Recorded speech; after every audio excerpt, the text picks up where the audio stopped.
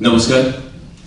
व्यासपीठावर उपस्थित दत्तोपाध्यायजी, माननीय प्रवीणजी दीक्षित, आज ज्यांच्या पुस्तकांचं प्रकाशन झालं त्या आशालताताई वाघगावकर, डॉक्टर वसुधा आपटे, मित्रांनो आणि मैत्रिणींनो, आज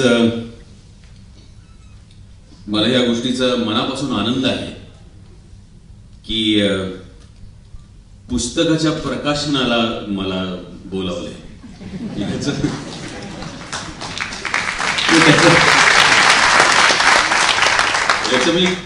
याचं कारण सांगतो.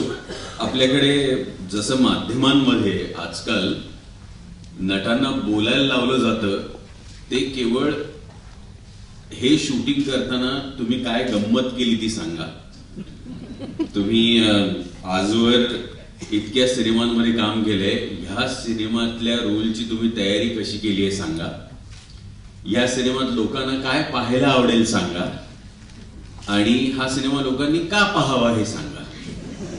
इतक्याच मर्यादित प्रश्नांची उत्तरं देण्याची मला सवय आहे. आणि बहुधा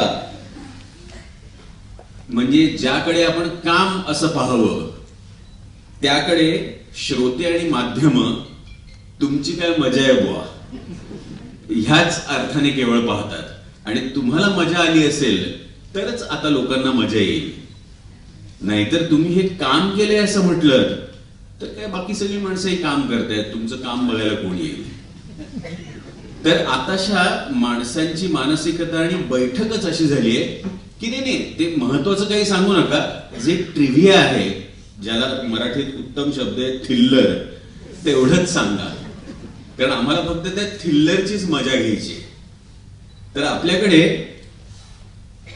जसे श्रोते किंवा रसिक आपण पाहतो की ज्यांना ते आपण जितक्या मेहनतीने केलेलं काम आहे ते ओळखून ते पाहत असतात, स्वतःचं मनोरंजन करून घेत असतात, पण त्या मनोरंजनाचा दर्जा बहुधा कलाकारांचा खाली गेलाय, म्हणून रसिकांची देखील मनोरंजनाची अपेक्षा फार माफक राहिली.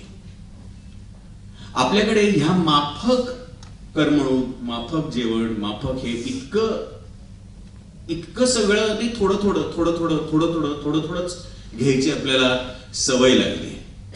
त्यावेळेला जेव्हा सर्वकष गुणसंपन्न असं काही आपल्या समोर जेव्हा येतं त्यावेळेला असं वाटतं की बापरे खूप जड असेल, हे आपल्याला कळेल का, हे मला माहिती करून घ्यायला आवडेल का, असे अनेक प्रश्न वाचकांच्या, श्रोत्यांच्या मनात असतात.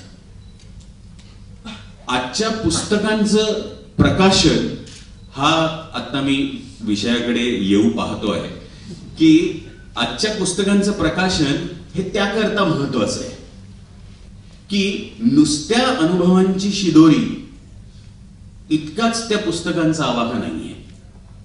आज आशालताताईंचं 50 वर्षांहून अधिक अशा ते तुमची कारकीर्द 60 वर्षात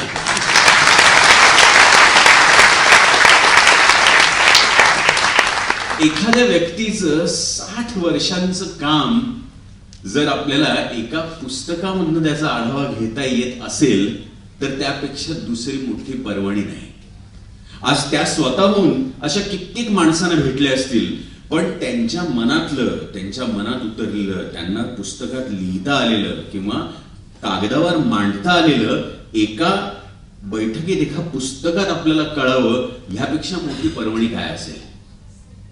इतकं मोठं व्यक्तिमत्व, एवढं मोठं काम, आणि त्यांना असलेली संवेदनशील स्वभाव आणि वृत्ती, यामुळे त्यांना ते लिहिता आलं. आणि मला स्तंभलेखनाचं नेहमी कौतुक वाटत आलेलं आहे की स्तंभलेखनामध्ये 2-3 अशा गोष्टी आहेत. लेखकाला एक चॅलेंज आहे, आणि ते चॅलेंज अशा गोष्टींचं आहे की मला दर आठवड्याला शिस्तीनं हे 500 शब्द किंवा हे 2000 शब्द लिहायचे आहेत. ती शिस्त अंगी यायला मला एक तेंडुलकरांचा किस्सा आठवतो. माझ्या घराजवळ राहायचे आणि आम्ही मी अनेकदा त्यांच्याशी गप्पा मारायला जात असे. तर रामप्रहर नावाचं त्यांचं एक सदर होतं. तर त्या रामप्रहरमध्ये तर मी सकाळी त्यांच्याबरोबर कधीतरी चालायला जायचो आणि ते म्हणायचे, हां काय चाललंय सांग. आणि मग अचानक मी सांगितलेलं काहीच त्यांच्या स्तंभामध्ये आलं नाही, पण त्याला धरून एखादा विषय त्यांना बरेचदा सुचलेला आहे. तर त्यावेळेला मला असं वाटायचं, वाह, म्हणजे आपल्या नुसत्या बोलण्यामधनं काहीतरी आलं होतं आणि त्याच्यावरती एका अत्यंत प्रतिभाशाली माणसानं एक नवीन विषय पुन्हा एकदा लोकांसमोर आणला आणि वाचकांना दिला. त्यावेळेला सुद्धा ते असं म्हणायचे की मी सकाळी उठून 2 तास लिहितो. म्हटलं तुम्ही काय लिहिता? तर म्हटलं तुम्हाला असं कुठलं काम आलंय का लिहून द्यायला वगैरे? तर ते म्हणायचं नाही, पण मी गायक जसा रोज रियाज करतो किंवा नट तालीम करतो तशी माझी तालीम आहे. अनेकदा मी लिहिलेलं बहुधा नुसतं माझ्याकडेच राहिलेलं आहे, पण एखादा विषय मांडताना इथून सुरुवात केली इथवर आलो ह्याची सुद्धा एक सवय लागायला लागते आणि ती सवय लागावी म्हणून मी लिहितो. तर तसं स्तंभलेखनाचं महत्व हे त्यासाठी आहे की एखाद्या माणसाला लिहिण्याची सवय लागते, त्या सवयीतनं मांडलेल्या गोष्टींचा अधिकाधिक उलगडा होत राहतो आणि त्याला झालेला उलगडा पर्यायानं वाचकांना समजता येतो. तर ते स्तंभलेखनाचं महत्व ह्या पुस्तकांच्या निमित्तानं पुन्हा एकदा लोकांसमोर आलंय. डॉक्टर वसुधा आपटे यांचं पुस्तक फोरेन्सिक, म्हणजे त्यांनी स्वतःच सांगितलं त्यांच्या प्रस्तावनेत देखील मनोगतात देखील आहे की त्या काळामध्ये हे एक वेगळं क्षेत्र त्यांना निवडता आलं. त्यांच्यावर असलेल्या संस्कारांचा देखील त्यांनी उल्लेख केला. आपल्याकडे आज जेव्हा माणसं म्हणत असतात की नवीन क्षेत्र निवडता आलं पाहिजे, नव्याची आस धरली पाहिजे, नवीन गोष्टींबद्दल माहिती करून घ्यायला पाहिजे असं जेव्हा म्हणतो त्यावेळेला 50 वर्षांपूर्वी त्यांनी हे क्षेत्र निवडलं. त्यात 35 वर्ष काम केल्यानंतर नुसतं मनात होतं पुस्तक आणि आज ते साकार झालं. मला खरंच त्यांचं मनापासून आभार मानावेसे वाटतात की त्यांनी इतक्या वर्षांचा अनुभव पुन्हा एकदा त्या पुस्तकांमधनं मांडला. प्रवीणजींच्या प्रस्तावनेत असंच आहे की हे पुस्तक खरं तर पोलिसांना कॉपी बुक म्हणून दिलं पाहिजे आणि प्रत्येक गुन्ह्यामध्ये त्यांना उपयोग होईल असं ते पुस्तक आहे. आपल्याकडे मला आता माहिती नाही, पण आपल्या करिक्युलम मध्ये विद्यार्थ्यांच्या अशा तऱ्हेचं पुस्तक किंवा ह्या विषयावरचं पुस्तक आहे का? म्हणजे आजवर शास्त्र असेल पण पुस्तकं देखील अनेक आहेत. आता प्रवीणजींनी देखील उल्लेख केला, पण इतकी महत्वाची पुस्तकं, अनुभवातनं आलेलं शहाणपण, अनुभवातनं आलेलं अनुमान, हे त्या वेळेला आज एखाद्या विद्यार्थ्याला मी थिअरी समजावून सांगितली आणि प्रत्यक्ष घडलेला अनुभव सांगितला तर तो त्याला जास्त जवळचा वाटतो, अधिक पटकन पटतो. त्या दृष्टीनं त्यांचं पुस्तक खूप महत्वाचं आहे. आपल्याकडे ज्या वेळेला वाचन संस्कृती, ज्याबद्दल मी आल्याबरोबरच दत्तोपाध्यायजींना असं म्हणत होतो की आपल्याकडे वाचन संस्कृती लयाला जाते किंवा लयाला गेली, असं म्हणताना खूप वाईट वाटतं. मला अजूनही अनेक माझे मित्र माहिती आहेत जे सातत्याने वाचतात, पण पुस्तक वाचत नसतील, किंडलवर वाचतात, गेला बाजार व्हॉट्सअपचे मेसेज वाचतात, काही तर त्या.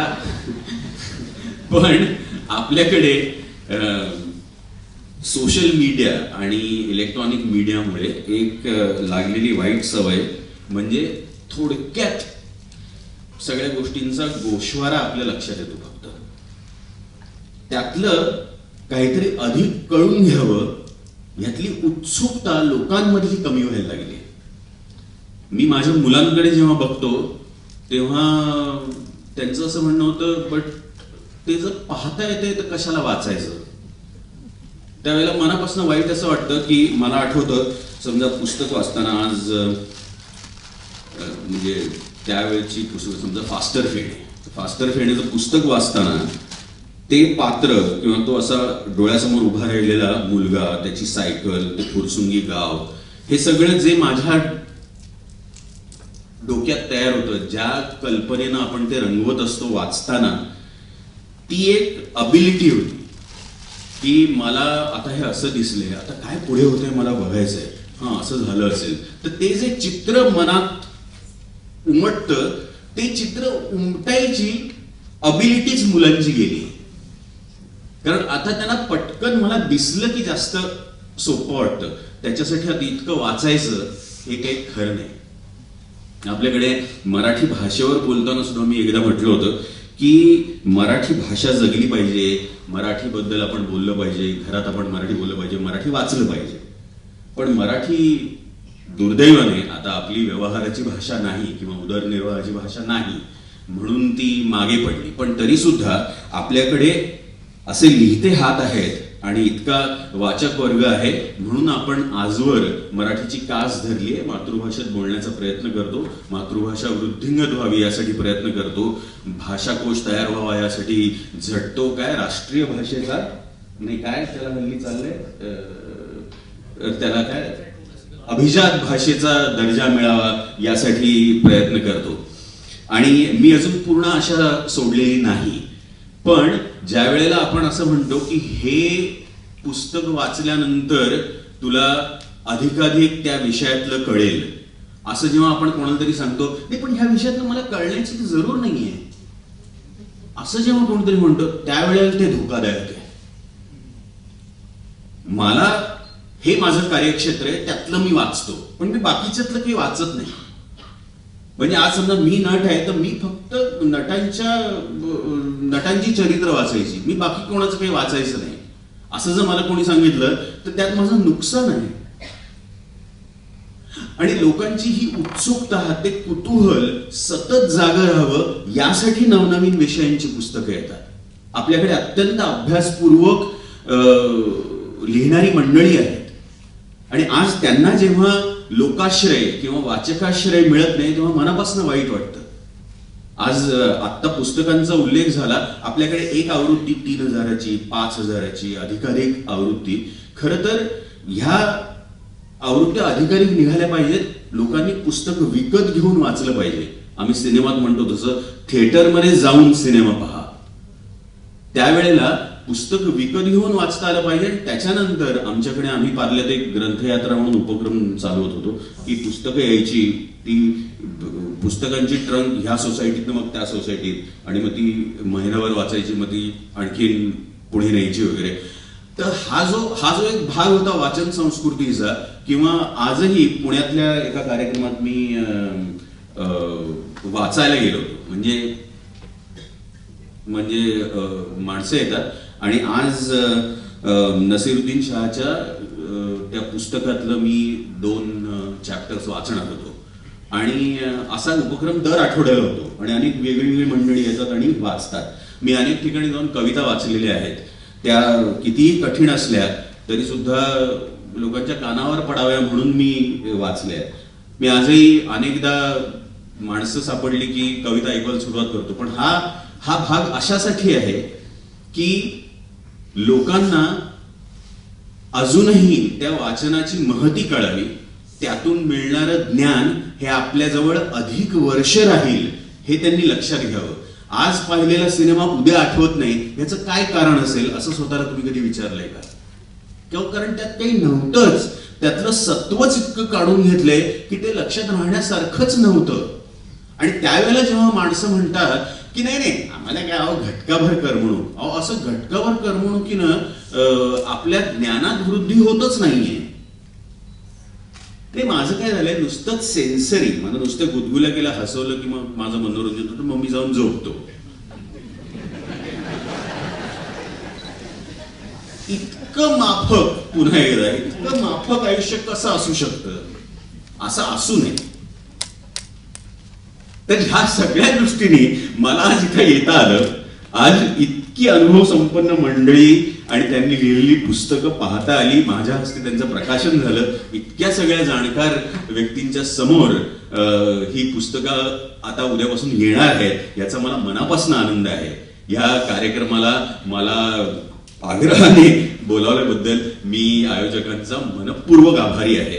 पुन्हा एकदा वाचन संस्कृती टिकावी यासाठी आपण मनापासून प्रयत्न करा एवढंच आवाहन करतो. धन्यवाद. मी सचिन सरांना अशी विनंती केली, थोडंसं आगाऊपणा केला. सचिन सर खूप छान कविता सादर करतात, खूप छान कविता सादर करतात. आज कविता वाचनाचा कार्यक्रम नाहीये, परंतु 2 पुस्तकांवर 1 कविता फ्री, तीही सचिनजींची. त्यामुळे पुस्तकं विकत घेऊया, कविता फ्री मिळाली. मी विंदांची मला आवडणारी कविता म्हणतो. मी ज्या मानसिकतेचा उल्लेख केला, आपल्याला स्वतःला ठरवता येतं, आपल्याला तसं जगता येतं, आपल्याला मनाशी ठरवावं लागतं, पण त्याला तयारी पाहिजे असं त्या कवितेचं अनेकांनी ऐकली असेल, खूप प्रसिद्ध आहे. अग्नीमुळे प्रगती घडे हे अन्नही त्याने शिजे, अग्नीमुळे प्रगती घडे हे अन्नही त्याने शिजे, चटका बसे केव्हा तरी त्याला तयारी पाहिजे.